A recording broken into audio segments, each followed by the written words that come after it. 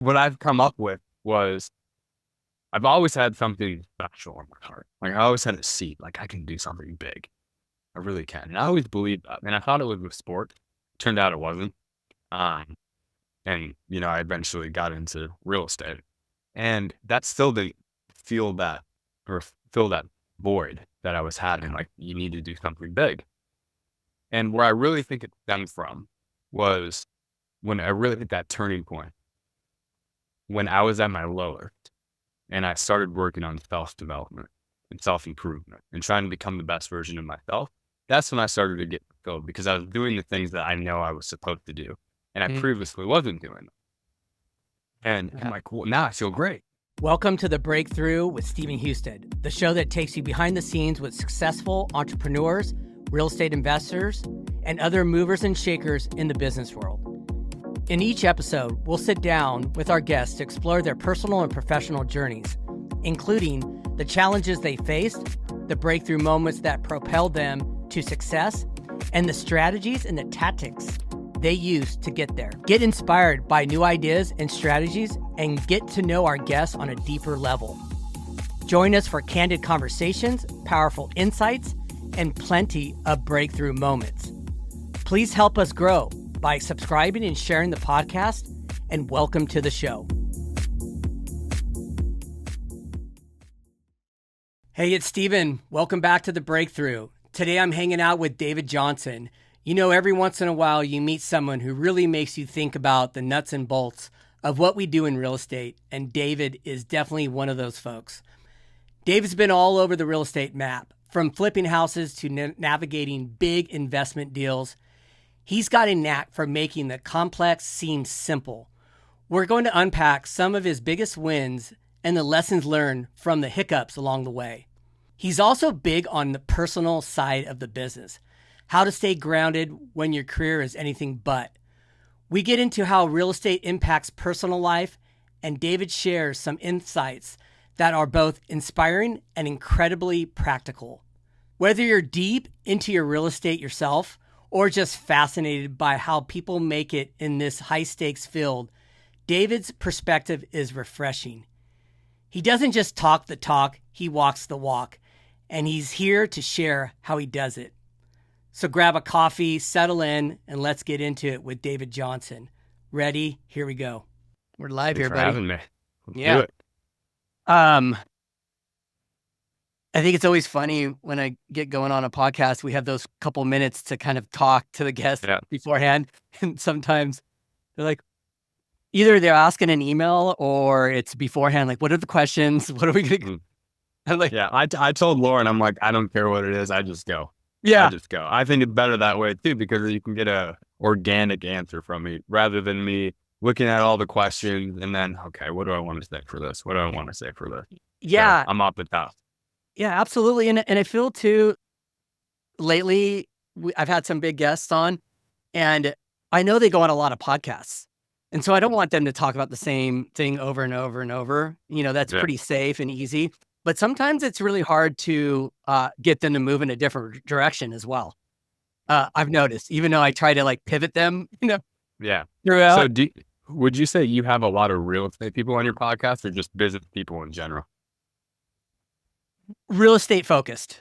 Real estate focused. Yeah, for the most part. And they could be doing short-term rentals, mid-term rentals, building ADUs and DADUs, everything across the board. Contractors, had a couple agents on, that I've met through Instagram.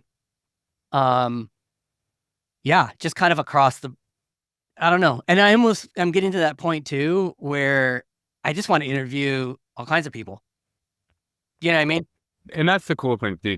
When you interview a whole bunch of people, you're not strapped to one audience, right? You can branch out and go so many different directions for it. And I think that's cool too, because you can hear unique stories, and maybe some other insights that you wouldn't have heard outside of real estate. Yeah. But it's been very conflicting as well. It's almost the same as Instagram and social, TikTok and all these, you want to make content, and it's like, I don't want to sit around just talking about, how to buy your first investment property or, what I mean? Like it's it's there's way too much, but there's always, and there's all this conflicting content getting put out, like, oh, you should talk about this, but Instagram doesn't like that. They want you to stay in that pocket and do your thing. The minute you put something else out, Yeah. they're like, nah, we're not gonna give you any views Yeah. on that. I don't know. It's kind of a strange thing, but I think one thing I've learned so far, and I'm relatively new to all this, is I'm just gonna keep doing what I do. Like, I'm not gonna sit here and have to make big adjustments because that's what the latest trend is for, putting out content, or, what direction. I'm just gonna kind of go and make mistakes, go on feel on it. But I do Yeah, and like doing. you're also getting rep too at the same Yeah, time. That's what I have to think of is yeah, I know if I do 200-300 podcasts, eventually I'm going to get really good at it, right? I might not be good the first 50, but when I get to 200, 300, 400, well, yeah, it's going to start clicking. It's just a matter of time.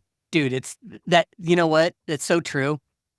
My first couple that I did, I would have another computer open with like the intro of the guest, and they would write out something like a script or something, and I would just screw up big time, just right on the spot. And I'm just like, oh, I can't do it like this. So we went to, doing the intro on my own. Then we were using AI to kind of write, the Yeah. bios. And then the bios would have words that I would never really even say. And then I'd start to read it, and then I would screw up on the words. It's just the phrasing of it just wasn't the way I would talk. And then that didn't feel right. And it's just kind of this evolving scenario that's, just kind of growing. And I think at some point I'm just going to get on, and we're going to start just like this. And then I'm going to say, hey, I know you do this. And that's going to be my intro. I'm going to kind of slowly get into a new Well, vibe. if you look at some of the best podcasts out there, I'm going to use Rogan for example because he's undeniably has the best podcast ever. Yeah. And what he does, he doesn't, all right, 3, 2, 1, start. It's just, are we rolling? That's what he asks because they're already having a conversation already. Yeah. So and it's so raw and organic, and he's so authentic, and that's why he has best podcast in the world. It's because he's him. He just is himself, and Right. literally what we're doing right now, we're just rolling, having a conversation. Totally. And I feel like it's the best approach. I don't know if you've started to do this, but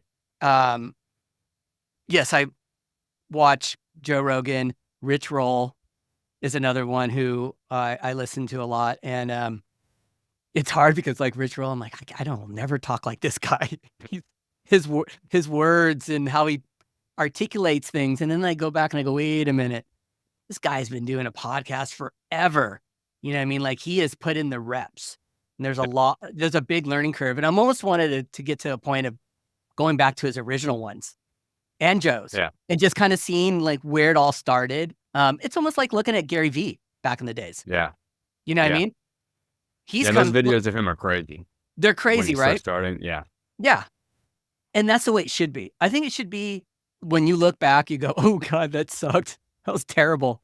Yeah. But then that progression, and it's not just about the podcast. You know what I mean? Like, that Everything. we translate this into every other part of our lives. I think Absolutely. it's about that repetition and consistency on a lot of things. So Anne basically recommended you to me. So I didn't have any background on you. Yeah. Anne. Yeah. So how do you know Anne? I go to our church. I'm not sure how familiar you are with Anne and Dean and their family, but Dean owns a church here. So I went to our church, and basically I moved here. And then through that process, I would kind of meet up with Dean every now and then, get lunch, go for a walk. And then Anne, I would just see her at church, and we would talk back and forth because I'm in real estate. They're in real estate. I'm right down the road from them in Ruston. And then eventually, it wasn't too long ago, we started doing some business together. So I'm pushing her, all my leads that are retail, I'm pushing them to her, on her team, because they're excellent. They're great at what they do. Yeah.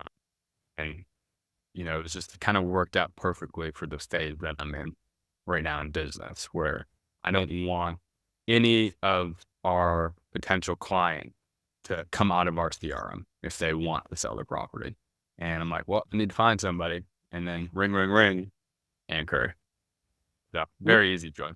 Yeah, yeah. It was funny. I was out in Seattle and Tacoma about a couple weeks ago, and we were cruising around the neighborhoods. She's like showing me all her different projects and some of the flips. She's like, "Yeah, I bought that house, and then a wholesaler brought me the one next door, so I got that." And then we're driving through a neighborhood, and I go, "That house is cute," and she's like, "Oh, we flipped that house." I'm like, "Okay." And it was just random. I just Yeah. chose that one house, Yeah. but yeah, she's super cool. She's the best. That whole family is amazing. They're all rock stars. Yeah, it's cool. And so here's a crazy story. I was listening to Furnish Finders podcast, and I reached out to two of their guests just randomly. Listened to the podcast, went on Instagram, found them, DM'd them, and they both said yes. And Ann was one of them. Really? And yeah, that's how I got Ann. I just DM'd her and said, "Hey, just got done listening to your podcast. I think That's you're funny. awesome. Can I get you on?" And she said yes. And I got done with that podcast, and I was like, why am I not looking in Tacoma and Seattle's market, to buy real estate and invest out there? And I got a team now, and team's half the battle. So, jumped on a plane. It's the hardest part, building a team. And I've learned It that. is. I thought it was going to be easy. When I got the office, I'm like, I'm going to hire so many people. No, it took me months and months Yes. to find the right, because it's not just hiring anybody. You have to find the right people that fit your culture. Yes. People that have a good attitude, people that want to work, that go above and beyond, go the extra mile. It's very hard to find people nowadays. It really is. And you're doing wholesaling, right? What else? Wholesaling completely? Wholesale, yes. And I closed on a rental property a handful of weeks ago, and I'm just looking to buy more now. But Good. it's not something I'm passionate about. I'm not. When I look at myself, I don't want to be seen as a real, because it's just what I do now. Wholesaling. It's not necessarily real estate. Sales and marketing with a back end fulfillment. Yeah, Right? that's true. That's what we're doing. We're not. Yeah. We're not buying a property. We're just selling a piece of paper. That's Right. it. And I got really good at it, but I'm like, well, I'm sitting on this pile of cash and I need to put it somewhere. And I do want cash flow coming in every single month to pay for my expenses or whatever it may be. And I feel like it's a good thing to have. So I'm slowly buying now. And I'm purchasing in this. I'm not buying anything here. But back to what I initially said, I don't want to be seen as a real estate guy. I truly don't. I'm an entrepreneur. And I do. The reason why I started the podcast was because I hold a very deep desire to help individuals my age and people older and younger become the best versions of themselves. That's what I care about. Not really. That's a good point. And how did you end up to that point to realize that? Growing up, like how did that? I'm sure there was phases in your life, jobs and just different things. Like, how did you get to that point? Yeah, it's a good question. I have to reflect on this a lot too. Good. And yeah, and what I know, and what I've come up with was I've always had something special in my heart. Like I always had a seed. Like I can do something big. I really can. And I always believed that. And I thought it was with sport. Turned out it wasn't. And I eventually got into real estate, and that's still the fill that void that I was having. Like you need to do something big. And where I really think it stemmed from was when I really hit that turning point when I was at my lowest and I started working on self-development and self-improvement and trying to become the best version of myself. That's when I started to get fulfilled because I was doing the things that I know I was supposed to do. And I previously wasn't doing them. And I'm like, well, now I feel great. I'm fulfilled. But where the real fulfillment comes in for me is helping others do that same thing, become the best version of themselves. And that's the whole reason why we started to become the #1 podcast, to become the best version of yourself. Yeah, that's cool. I think that it does stem from kind of your own background, like where you came and at your darkest points and how you've come through it, that you can kind of show the way and let other people know that, hey, you can make a lot of mistakes. You can come from being totally screwed up. I don't, I don't want to go deep on my background, but I'll say that, I definitely had a pretty checkered past growing up, drug addiction. So, I've kind of moved forward on that, in my mid 30s. And that was a big battle to kind of claw back out, with having people, you know, friends and family doubt me, oh, he's just a drug addict. And I always knew that I was capable of big things. I always knew that. I just needed to kind of get my bearings back and move forward. And it's taken a long time. I'm Yeah. 54. Really? This is a long game, man. Like Yeah.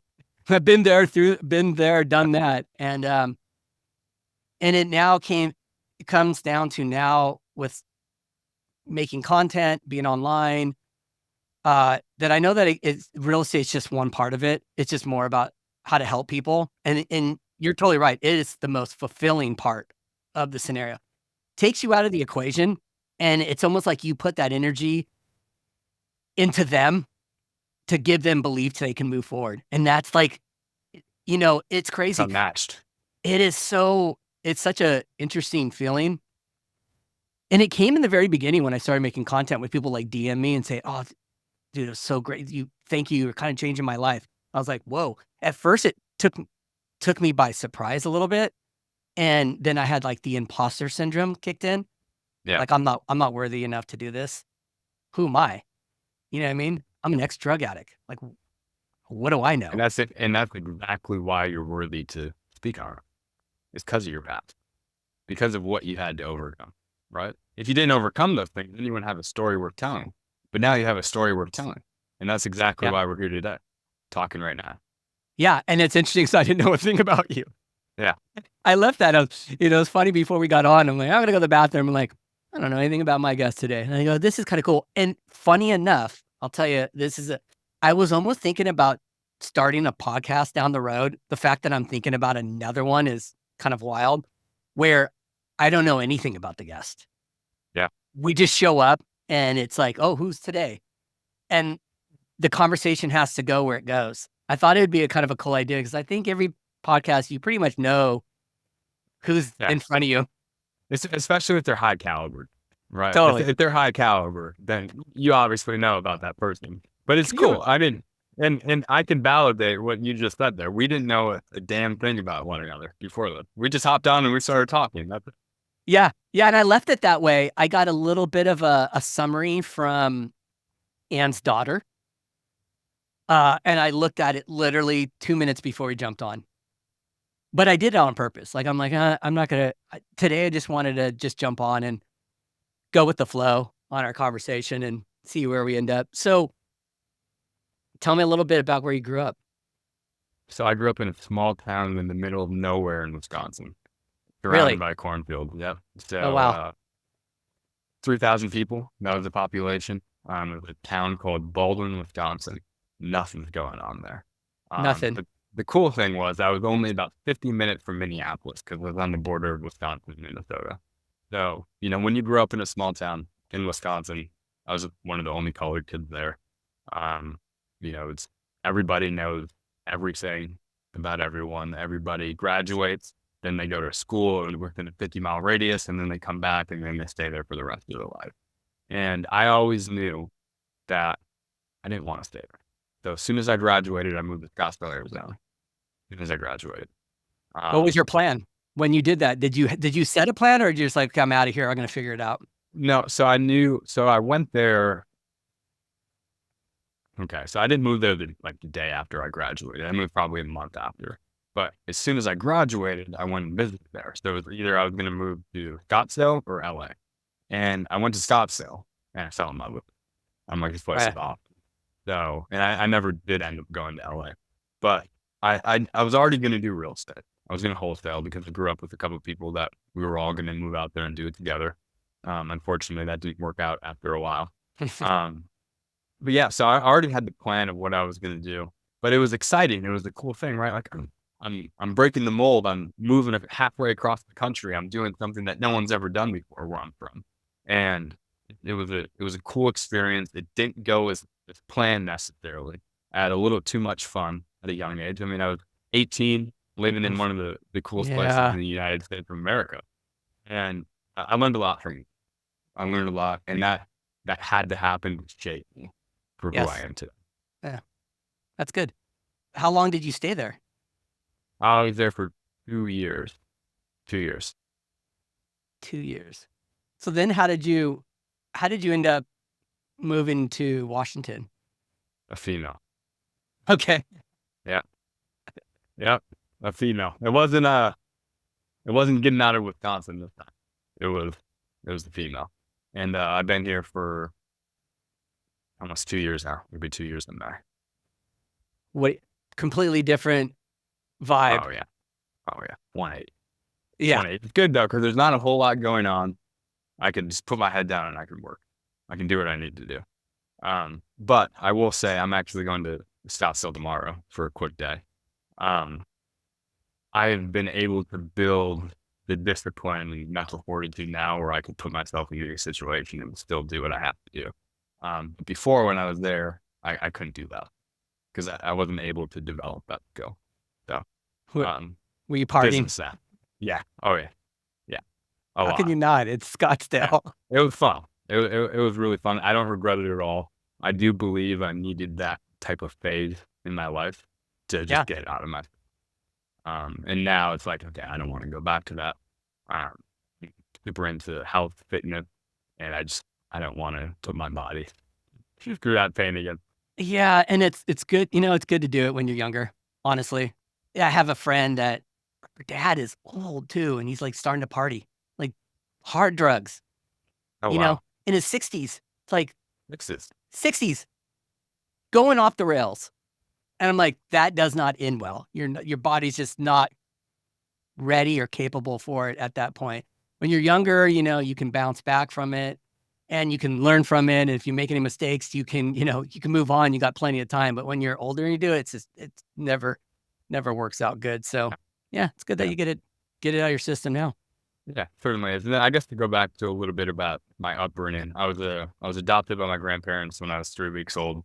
My real grandparents, those are mom and dad to me. They raised me my whole life. Um, and that was a unique situation for me. I was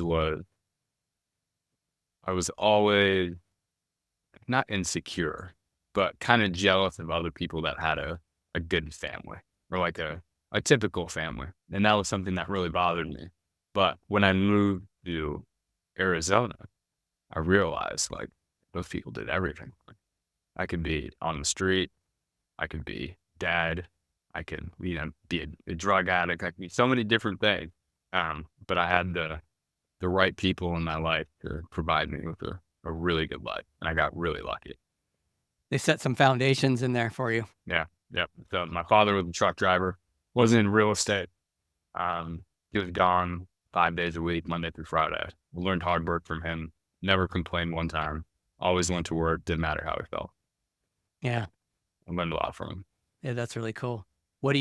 So, you just brought up about, you're not really trying to be a real estate background scenario. How did you end up with the whole sales and marketing aspect? What were you working on? So you got to Scottsdale, but you're wholesaling right off the bat there? Yeah. So I knew one of the people that I moved out there with. He was 2 years older than me, I want to say. And he moved to California. Then he went back to Wisconsin and he learned wholesaling there. So we started doing it together. So that's where it all came to me with him. Um, but like I said, eventually we kind of parted ways, did our own thing. But I didn't realize it was sales and marketing until about 3 years. Yeah. And once Yeah. I had that perspective, everything changed because that's And how how I did it started to change? treat it. Well, I started treating it like it was sales and marketing. And when I say sales, I have a different perspective on sales than a lot of people, and mine is providing a service to somebody. So what does that person need, and then solving the problem. And that's what I train my team to do. That's what I do, and that's what works. Is you have to look at it from that perspective. So once I learned that, everything started to click. It started to get more deals, started to bring in more revenue. Um, and then yeah, the rest was kind of history after that. And don't get me wrong, we still have a lot of work, Of to course. do. Well, that's what's cool about being an entrepreneur. You're always behind the eight ball. Yeah, You absolutely. you've never solved the riddle. It's always like, okay, Always. it's crazy, right? But that's a good thing, because I think that if you solved it, you'd be bored. Absolutely. Yeah. Yeah. How, I can't go a day without doing something. It yeah. drives me crazy. Yeah. I have to have a million things going on, and there needs to be some chaos and some wins and losses and some self-doubt and all this. I need all those emotions in one day to make me feel whole. I feel you. And that's what high achievers need. They Yeah. need to feel that. So Yeah. How do you how old are you? 23. Okay, so you're dude, 23. Yeah, I was wild at that age. Yeah. Yeah. Yeah, I was wild. Hey, man, we all have a different path. We all have a Wow. different path. And it's funny, I think about back then, I had a career then too, but I was making good money. But yeah, partying was the thing to do then. Yeah, it was a So priority. Where are you? You're in California, yeah? I'm in California. Have you always done that? Yes. Whole time. Gotcha. Yeah. Where at Yeah. specifically? San Jose. No, okay. So right by Never. Los Gatos, Mountain View, Santa Clara, there's San Jose's pretty big area. Yeah. I'm about 45 minutes to an hour away from San Francisco. Gotcha. 30 Okay. minutes away from Santa Cruz. Mm. So really cool spot. It's expensive, Yeah. but it's beautiful. There's mountains. I ride mountain bikes, and I run. So the outdoors, it's perfect. But it's expensive area to live. Yeah. It's crazy. Well, you're paying for all the amenities in the area too, right? Yeah, 100%. Yeah, everything that you just mentioned. Yeah, yeah, you pay for that and pay for all the things that people want to complain about. But I've traveled a lot, and I see how some people are living, and then I'm grateful. Even Yeah. though I can slip at points and go, "Oh, we got this going on, or this is going on." It's like we live in the United States. We have it. Exactly. We Best have it country way in the better world. than some places. That's just the way it is. We have it better than any other place in the world. It's just And we do not act like it. That is the issue. Mm-hmm. We get to wake Yeah. up every day. We get to choose the career we want. We get to speak freely. We get to believe in anything that we want. We get to love anybody that we want. I mean, you can't do that in other places. You can't. Yeah. It's very limited. We get to have conversations, and we can have our opinions, and it's okay, which is sometimes a hard thing to do between people. Yeah.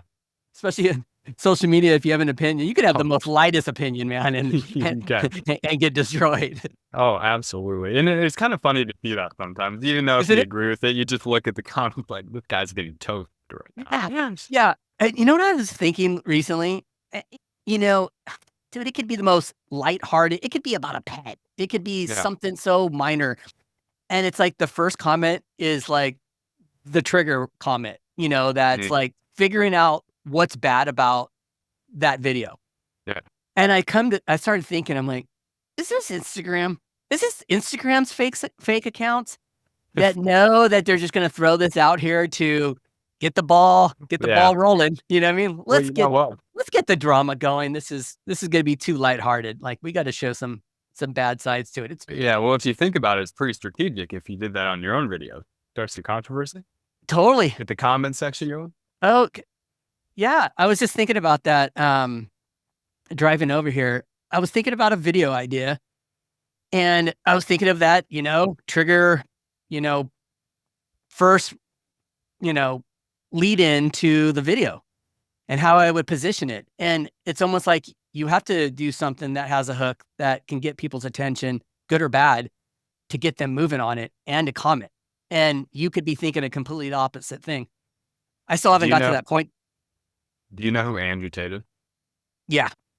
So, love him or hate him, that guy was the best at doing Yeah. it. Oh, yeah. The best at it. And that's why he blew up crazy like we did, because you just trigger people. Oh He'd gosh. just trigger people, but he would get all the engagement, all of it. Oh, oh yeah. Oh yeah. He was crazy at it too. He was. Dude, He really was.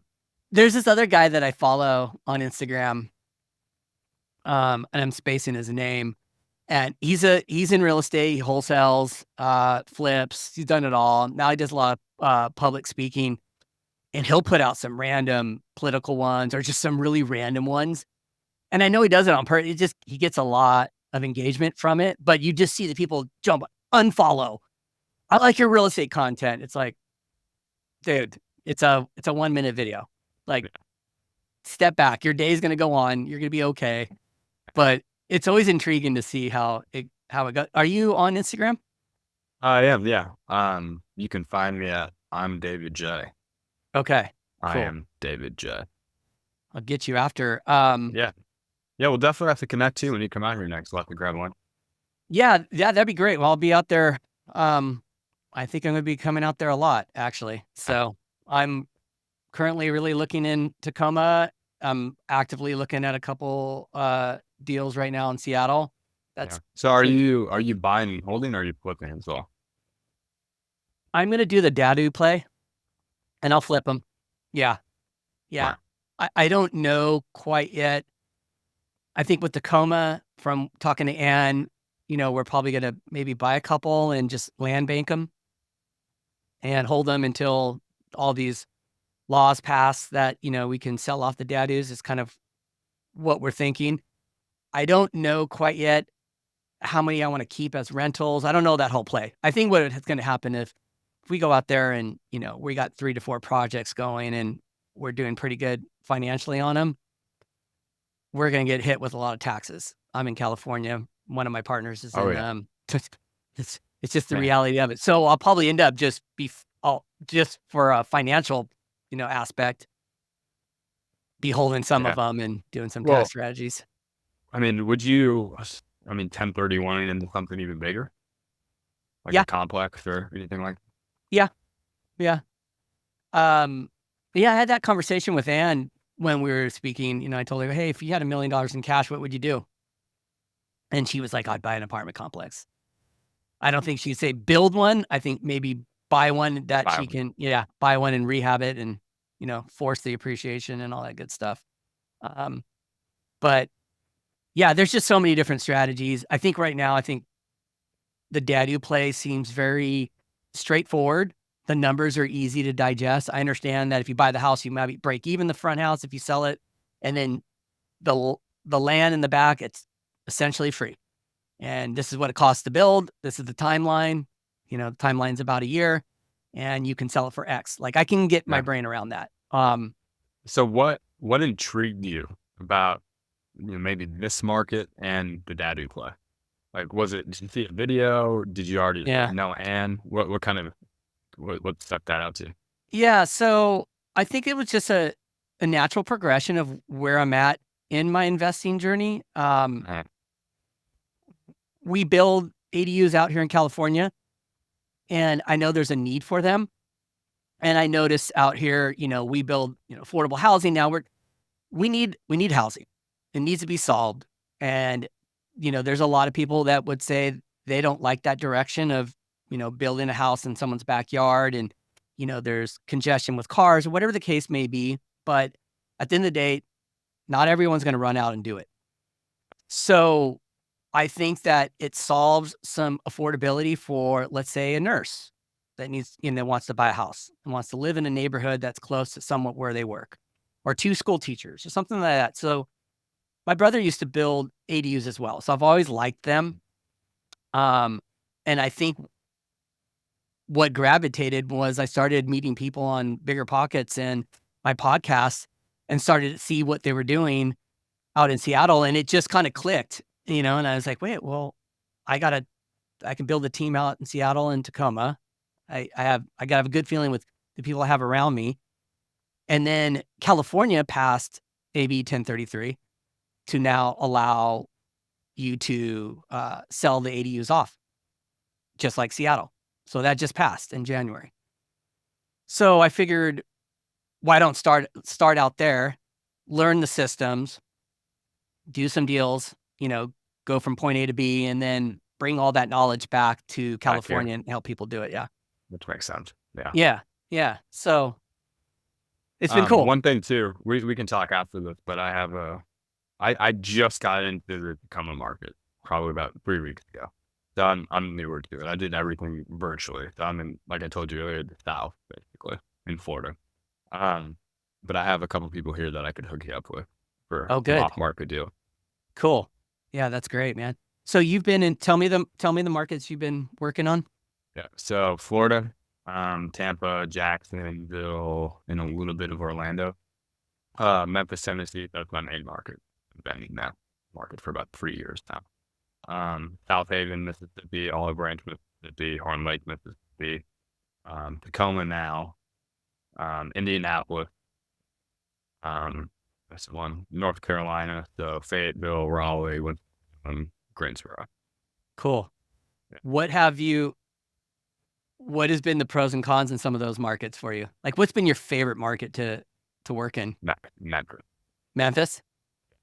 Yeah. Why? So much distressed. Yeah, but it's hard to give you an exact reason. I'm just so damn good at it. I've built in Memphis alone. I've built all the relationships that I need to. If I get a deal, I can make one phone call and have it sold. Now we're kind of taking a little bit of a different approach and trying to squeeze more out of our deal. And that's where I bought my first investment property, just because I've established all those relationships. And I have boots on the ground there, kind of like you in Tacoma. You have a team there that can handle just about anything that you need. And, the price points can go from, like right now we have a 35 grand deal that we're selling for like 50. So you have price points like that. You'll have some price points at like 15,000, and then you'll have it at like 400,000. Right. So it's kind of all over, but when you just know the market so well, and you just hear a zip code or a street and you just know what price to get it at, when you have that much knowledge about it, I think it's just kind of rinse and repeat for what you're doing. Why don't we tell the audience what wholesaling is? So for the people that are following that maybe don't know what wholesaling is when it comes to real estate, let's give them a very basic version of what you do. So we'll say Steven is an investor, right? He is what he is now. He's buying properties to either fix and flip, buy and hold as a rental, maybe do a short-term rental, whatever it may be. He's an investor. And I call, which owns the home on 123 Main Street. I call Susie and I say, "Hey, Susie, would you sell your property? Are you open to selling your property?" She says, "Yes, I consider it." So what I do to Susie is I give her an offer for, let's just say, $100,000 on her home. Cash, as is, no closing costs, no commissions that she has to pay. So she's walking away with that $100,000. She doesn't have a mortgage. And what I'm doing is I'm sending over an agreement to Susie to purchase her property with rights to be able to sign that contract to somebody else. In this case, it would be Steven. So we get it with the seller for $100,000. I am selling it to Steven for 110, 120, 130, and then we just make the difference. We're really a middleman. And that's why I said earlier, I sell paper. I sell paper. That was a good one. Yeah. And it's, I didn't know much about wholesaling until I started investing out of state, out of California. Then I learned the whole scenario and was like, oh, okay, I can buy properties off market. I just have to know the ARV and what I'm going to put into it and what I can get it at. And it doesn't really matter to me what the wholesaler's making. I don't even care. As long as it's a deal for you. And that's what we tell. Deal. That's what we tell everybody too. Well, if the numbers work for you and the numbers work for us, it's a win-win. Yeah. Doesn't matter how much we're making. Yeah. I think, and that goes with everybody. I think the seller, the wholesaler, the investor, if it all makes sense, then it makes sense. And that's when you get in trouble too, is when a buyer starts counting how much money you're making. The deal just never usually worked out because they'll try to come back and negotiate with you just solely off of your assignment fee. And it's not a fun thing to deal with. Well, let's face it, there's a lot of bad wholesalers out there. But there's so many. A lot. Man. So that many. Is the hardest part about my guys' jobs is all of the other people that Screwed up. called that homeowner and left them a bad check. So the biggest thing on day one of training, what I tell everybody, they have to like you, trust you, and want to do business with you. If you can do those three things, you'll get everything that you want. But with that comes you having to give them a great experience, because you have to remember all these other people that are calling them, they don't know what they're doing. They're just giving them calls, say, hey, what's the age of the roof? What's the age of the HVAC? So on and so forth. All right, I'll call you back and give you an offer. Right. And it's so repetitive for them at the point in time, because that's what everyone's doing. So Yeah. we come in and we do pattern interrupt. So we don't say the same thing everyone else does. We say something completely different. We don't even know we can purchase their property. So we say that now, because everyone else is calling them saying that, hey, we want to buy your property. Do you want to sell it? So we're throwing them off, but giving them a great experience. If we can do that, we'll have just about everything that we want. Yeah, and I think that if people would start treating it more like a business, and a business how they approach investors as well, they would go a long way. I'll give you a couple examples. So we are buying we're in Michigan, Kansas City. We have a cabin out in the Smoky Mountains, so kind of spread out everywhere. But in Kansas City, we'd buy from the wholesalers, and some were good, some were bad. Some don't even know how to, run a transaction, and you don't even have to deal with a clean title. There's all kinds of issues. And then at some point, I decided, I talked to one of my partners. I'm like, why don't we just start wholesaling ourselves? We can cherry pick some of these deals, keep them. We can assign some out. I think I have a good understand how to do this. And I did, but it went back to what you were saying about your team is everything. The team wasn't on the same page, and it's like, it kind of fell apart. But we had we had two callers, and they were both in the United States. And one lived in Oklahoma, and he'd call me, say, hey, I got this lady that wants to sell, and this is what's going on. Can you have a conversation with her? I'm like, how old is she? She's like, she's 88. I'm like, okay, she wants to be by a club. Okay, well, we need to help her solve how she's going to move. What does she need help with? Do we need to help her find another place to live?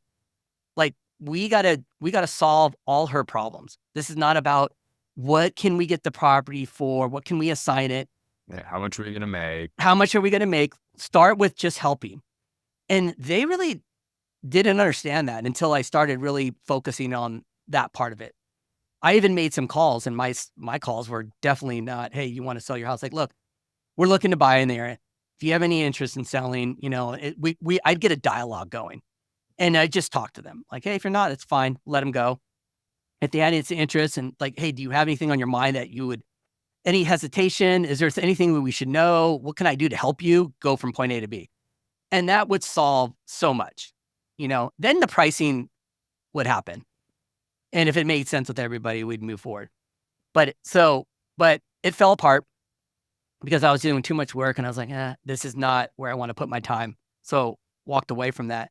But I'll tell you something. Last September, a lady in my office had a property that she's putting on the market. It was a fixer-upper in Hayward. And I put it out I was getting text messages like, hey, I'm looking for my next fix and flip. Brought it to this investor. We got into contract on it. I was out in Kansas City doing a bunch of stuff. And I was like, look, this guy's an investor. He knows what he's doing. I don't need to hold his hand on this. But basically what he was is a wholesaler. So he took it and assigned that contract over, was trying to assign it to somebody else.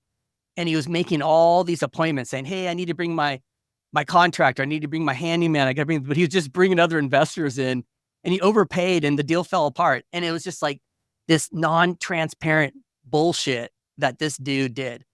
And the way it ended, I was just like, this is why it should be illegal, because you can't even be honest with your agent on what you're doing on this thing. Not to mention the house was on the market, like it wasn't even an off-market deal. It went to the MLS. Yeah, that's and this dude's trying to a pet assign peeve it of to mine. other people. It was so That's a pet stupid. peeve of mine. I hate when people do that, and it does give us a terrible rep. Oh, When it was people bad. try to wholesale homes off MLS. Like, I'll have wholesalers send me deals, and I go and I like Google it, because that's the first thing that you're going to do when you get an address, right? What do you know? It's on the MLS for, if not the same price, for like 10 grand underneath it. I'm like, God. Yeah. You're not going to win this way. And to go back to what you said earlier, I've been thinking a lot about this recently. If you treat it like a side hustle, you're going to get side hustle results. If Yeah. you treat it like a business, you're going to get business results. Yes. And that's where a lot of people go wrong. They're thinking more so in the hustler mindset, not much as the boss mindset. And when you think like the boss, your mind starts to make decisions like that person would, not the person that's just going to make all these phone calls and do this and that. Because when you do that, you only have so much room to grow, right? I When you're a agree. boss, you're directing, like, hey, let's do this. You're painting the vision, right? And that's really, I worked really hard to put myself in that because I I knew think, it was supposed to happen. yeah. And I think part of it is I think some of these wholesalers that are in these markets, I don't think they have any mentors or any kind of, there's nobody holding their hand and kind of helping them do it the correct way. Um, I'll tell you this, I just closed on, well, I helped facilitate closing on 2 properties in St. Louis for Hey, Lewis. St. Louis. Yeah, for a new investor who I helped her sell her house here in San Jose, and she wanted to become an investor. She made a big chunk of money. So she got these 2 properties, but let me tell you how I got them. So that same Facebook group that crazy wholesaler dude was Yeah. on, I was just on there, and I'm always, on there here and there just looking at it, and 99% of everything on there is just crap. It's just Oh, all of none it. of it is deals.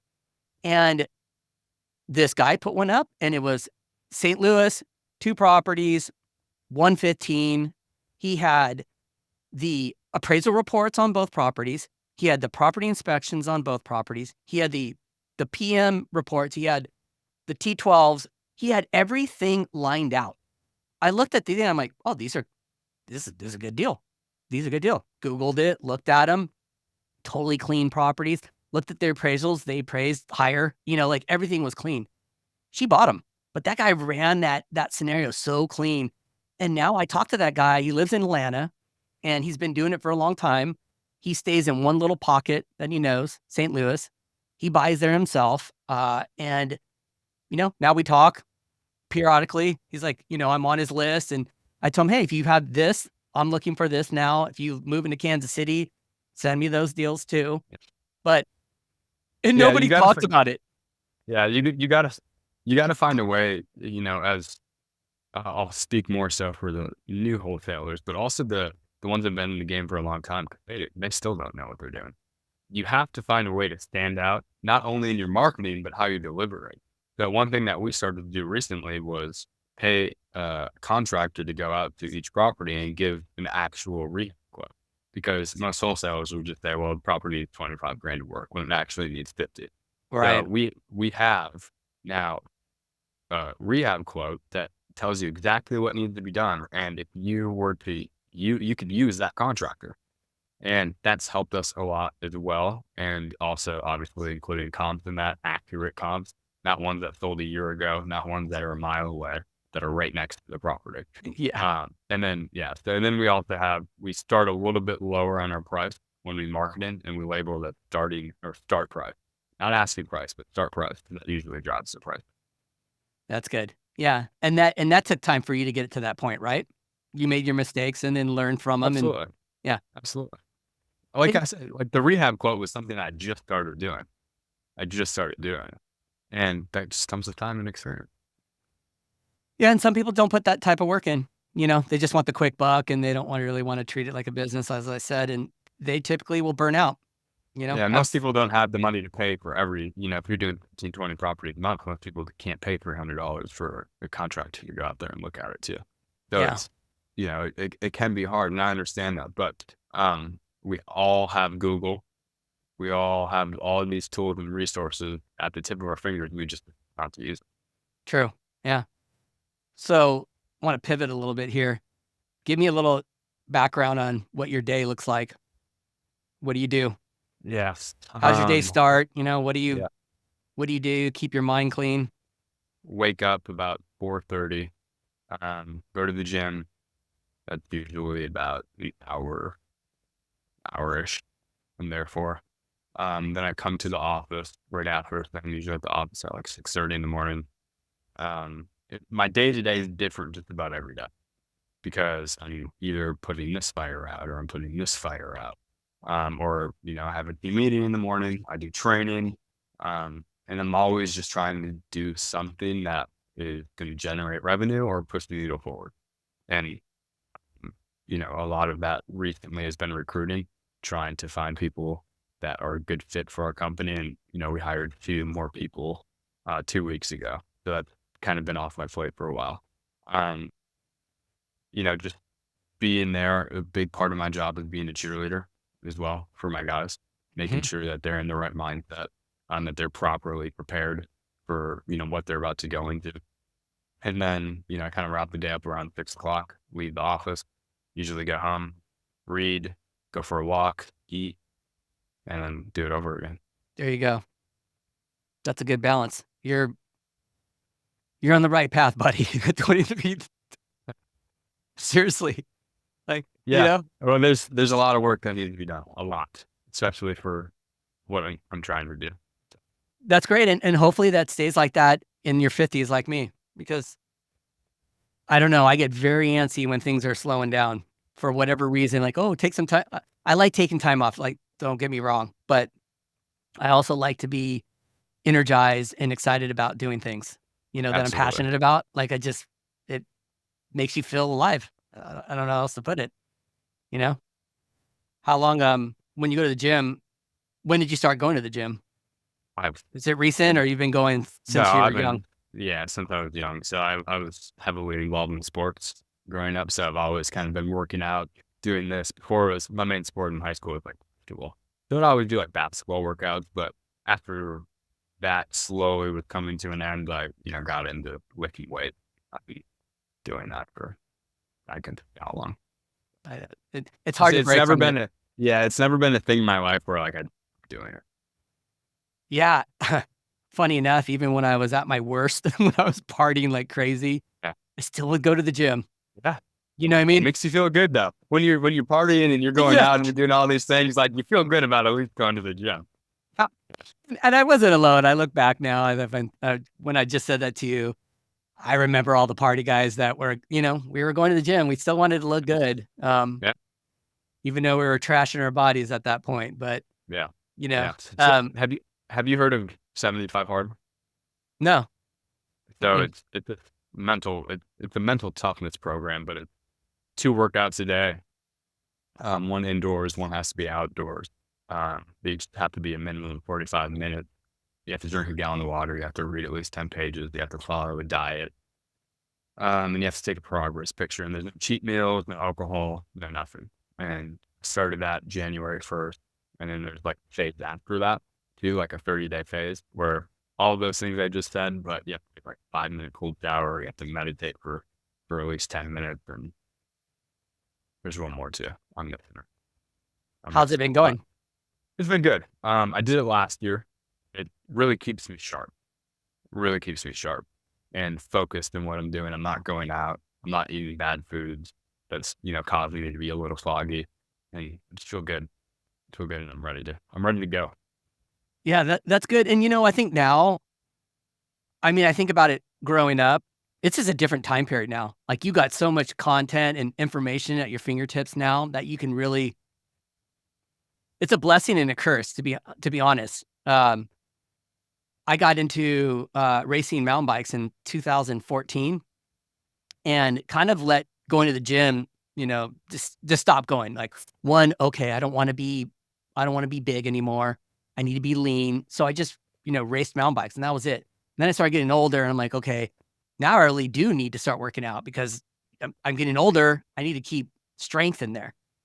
And I just kept going, having these like, I'd go to the gym, then I'd stop, and I'd go to I'd still be riding. It was kind of a knee jerk reaction, and I wasn't dedicated. And then last November, I randomly started running. And the only reason I started running was I wanted something to do that I could do really quick, under an hour, and get some exercise in. And I did a 30-minute run, and I got done, and I had that runner's high, and I Yeah. was like, oh shit, this is amazing.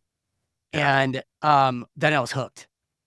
Um, but then I tied it into the gym, and now I'm going to the gym 4 to 5 days a week, because what I'll do is I'll do core, I'll do pull-ups and push-ups. But I was getting stuck in this moment of watching people on YouTube or Instagram or TikTok, whatever, oh, this is the next workout. You got to do these, like, and I was getting paralyzed from it. And I've been working out since I was a sophomore in high school, Yeah. and I was like, and then I watched this ex Navy SEAL who's an endurance runner, and he's Is like, it David Goggin? not dude, Okay. work, I'd ask. Chad Wright, Okay. Oh, yeah. Yeah. Oh, he's a matter. dude, he is right. Yeah. Dude, Yeah. he's such a cool guy, and I love his I let's like how he talk, just everything. Yeah. So he's like, hey, here you go. You want to keep strong? Here's some basic exercises. Do pull-ups, do push-ups, do squats. He had another one in there, and I was like, all right, I'm gonna start doing that. And he's like, do 30 pull-ups. So I go to the gym and I jump up to do a pull-up. I haven't done a pull-up. I could even tell you how long. Dude, two of them barely could do it. I was like, oh my gosh, this is tough. And I'm like, screw it. You know what? This is tough, and I'm gonna keep doing it. And I just been so obsessed that I've been posting stories, hey, I did 10 in a row. Yeah. Now I'm Did at you get to 20. 30 yet? Not yet. No. Not yet. Dude, I don't want to put myself, like, I'm not trying to have limiting beliefs. I'm not trying to say that, but 30 in a row is pretty tough. I don't know. You can do it. You got to 20, you can do 30. I got you, dude. But I think you're totally right. I think I got to stop that attitude. It's too new. If I'm already at 20, it's too new. You know what I mean? But then what happened was, now I'm at the gym more, right? And then I'm running for 30 minutes at the gym too sometimes.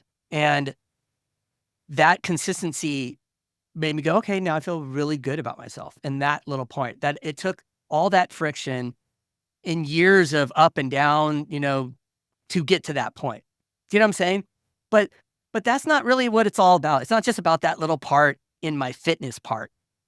That translates to pretty much my whole life and how I've gone through things. Nothing is easy. I've never been a natural. Never felt like I was good enough.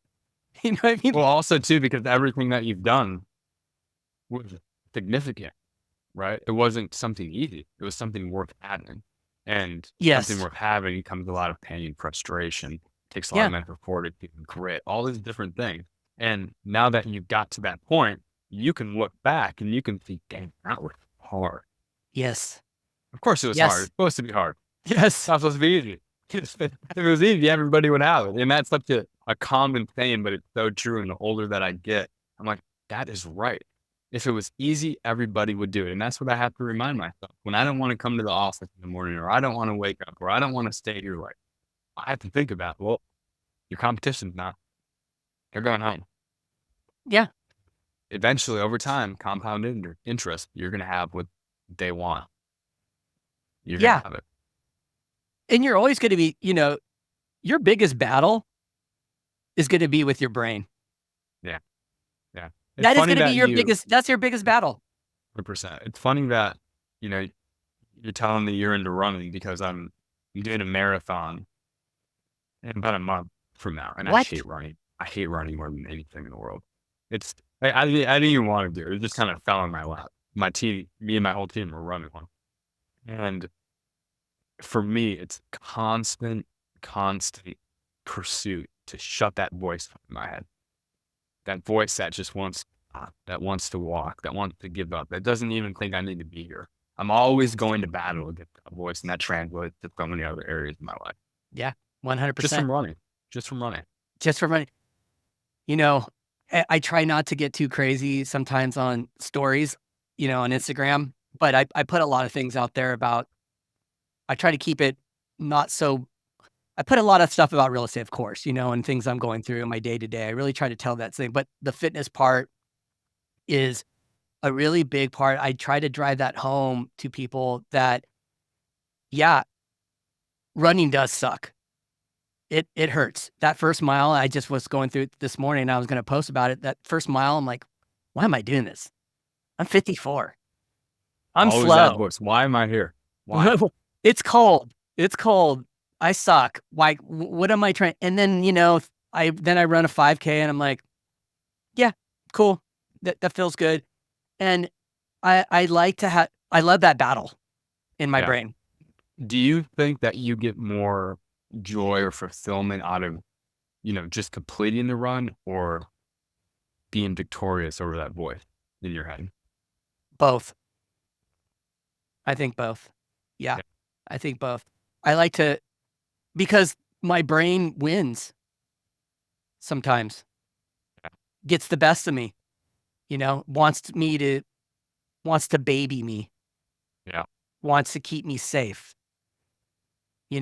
like I understand that. I understand it more now from getting clean. I know it more now from being an endurance athlete. Like I've been in that pocket, on a long, 100-mile race when I'm saying to myself, you can quit, you can give up, and it's a constant proving it. But then I flip on all this and go, why am I doing this? Am I trying to make up for something in my childhood? Am I proving something to myself or somebody else? Or what does it all really mean? I can say with running just makes me feel good. Like, it just makes me feel good. Like, I went this morning, just did a 5K. I knew I was going to get on with you. And I knew that if I got that run in, I just got diagnosed with anxiety, severe anxiety, like end of last year. And I'm thinking, from my whole life, I thought I had ADHD. Like, this whole time, like, people are like, oh, you have ADHD, you can take medicine for that. And that shit never worked. So I finally get diagnosed, and the guy's like, yeah, you have anxiety. And it's very similar to ADHD. It's something that, you got triggered maybe as a kid, that you went through a traumatic scenario and your brain locked into fight or flight. And then that is you. That has been my brain. So running calms that down. Like, I can sit and, have a conversation with you and really be present on what you say, instead of being so wound up that I get done with a podcast and I don't even know what the hell you said. Yep. And that's a It's, pretty wild statement to say when I'm running a yeah. podcast and I'm Yeah. telling you Yeah. something about, like, I Yeah. might not even remember anything you said.